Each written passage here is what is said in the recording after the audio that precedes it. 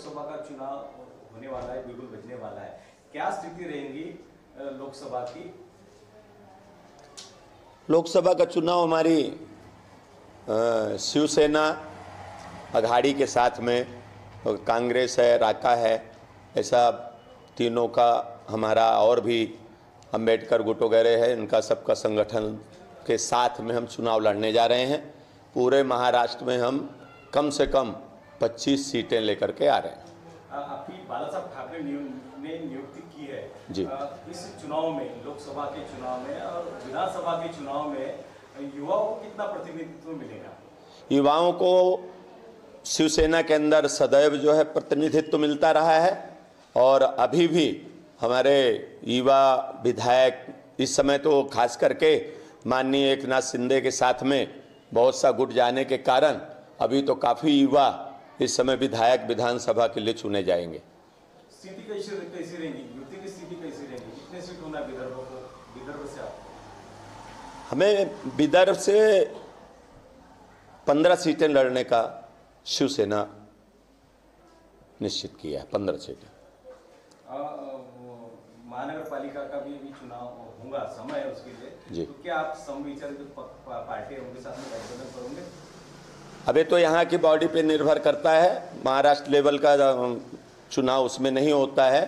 यहाँ पर किशोर कुमेरिया, माननीय किशोर कुमेरिया नगर सेवक भी हैं, माजी उप महापौर हैं और इस समय जिला प्रमुख है शिवसेना विंग के, तो उनसे मिल बैठ करके निश्चित होगा कि कितनी सीटें किसकी रहेंगी, युति होगी या नहीं होगी, इसके बारे में निश्चित नहीं कहा जा सकता, लेकिन संगठनात्मक रूप से हमारा प्रयास है कि हम मिल करके चुनाव लड़ें।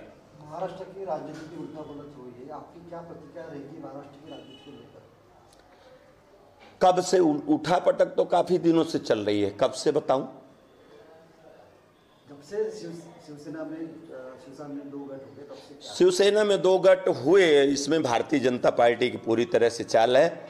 आप समझ जाइए कि माननीय उद्धव साहब ठाकरे जो कि एक मजबूत और निष्ठावंत नेता हैं हमारे, उनसे भारतीय जनता पार्टी और शिवसेना की जो बात हुई थी, हमारे जो हाईकमान उद्धव साहब बताते हैं कि 2.5 साल का मुख्यमंत्री की बात हुई थी और उस समय आपने देखा कि 2.5 साल का मुख्यमंत्री उद्धव साहब को जो बनना था, उसी समय देवेंद्र फडणवीस जी ने राका के साथ सरकार सुबह 5 बजे उठ के बना लिया था। इस तरह की घटनाएं घटी, शिवसेना के साथ धोखा हुआ, इसलिए निश्चित तौर से हम समझते हैं कि शिवसेना जो कि महाराष्ट्र के अंदर कम से कम और भारत के अंदर भारतीय जनता पार्टी को हिंदुत्व के विषय में जहाँ तक है ज्ञान ही दिया है, बढ़ावा ही दिया है। माननीय बाला साहब ठाकरे जी ने हर एक मुद्दे में, यहाँ तक कि बाबरी मुद्दे में भी उन्होंने बोला है कि अगर शिव सैनिक हैं उसमें गिराने में तो मुझे गर्व होगा। ऐसे नेता के साथ में भारतीय जनता पार्टी महाराष्ट्र में जहाँ 1-2 सीट 1 सीट के लिए भी ये ललकते थे, परेशान होते थे, उनको सीटें दिलाई माननीय बाला साहब ठाकरे जी। लेकिन जब माननीय उद्धव साहब को मुख्यमंत्री बनने का समय आया तो इस पार्टी के कुछ नेताओं ने धोखा दिया। मैं तो मानता हूं कि माननीय प्रधानमंत्री मोदी जी आज भी माननीय बाला साहब ठाकरे के विषय में कभी भी कोई भी गलत शब्द नहीं बोला है और यहाँ तक कि उद्धव साहब के विषय में भी गलत शब्द नहीं बोला है, लेकिन कुछ लोकल महाराष्ट्र के नेताओं ने इस तरह का धोखा दिया।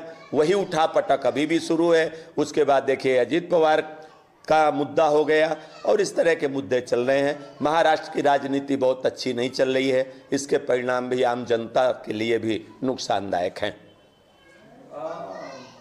शिवसेना प्रकरण हिंदुत्व के मुद्दे से पीछे जा रही है, ऐसा कहा है? बिल्कुल नहीं। मैं तो हिंदुत्व का सुबह से शाम तक, रात को 12 बजे तक, प्रातः 3:50 से शुरू करता हूं काम। मेरी पूरी कार्यकर्ता करते हैं और पूरे पदाधिकारी करते हैं।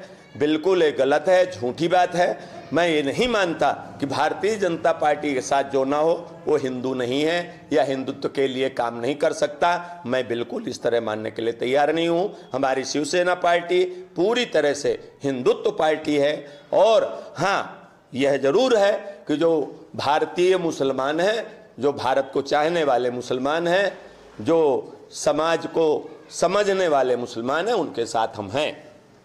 संगठन के बारे में बताइए ना, संगठन की स्थिति कैसी है आज? संगठन की स्थिति बहुत अच्छी है और नया निर्माण हो रहा है, और नया निर्माण जब भी होता है नए कार्यकर्ता, नए पदाधिकारी सब हमने तैयार किया है। इस समय नागपुर में भी जिले में भारतीय विद्यार्थी सेना के माध्यम से हम संगठन को तैयार करते हैं और तैयार कर रहे हैं।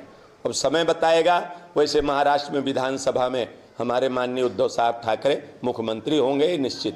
डॉक्टर साहब, मुझे एक बात बताइए कि भाजपा जो है वो राम मंदिर का मुद्दा इस बार भी करेगी इलेक्शन में, तो उसका कुछ इफेक्ट हो सकता है?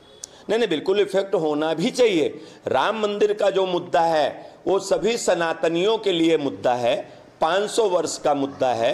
500 वर्ष में लाखों लोगों ने अपनी जान दिया है, उसका मुद्दा है।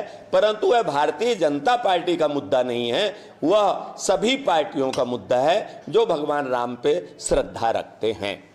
आप रीवा के शिवसेना के संपर्क प्रमुख हो जी, कैसी स्थिति है वहाँ पर शिवसेना की? वहाँ पर शिवसेना तो भारत में क्या विदेश में भी माननीय बाला साहब ठाकरे जी का आदर होता है, हिंदुत्व के विषय में आदर होता है। यहाँ से कश्मीर तक सब जगह शिवसेना का कार्य होता है, हिंदुत्व के लिए कार्य होता है। रीवा में भी बहुत अच्छा कार्य है। वहाँ पर जबलपुर में इसके पहले 3 नगर सेवक चुनवा करके लाए थे।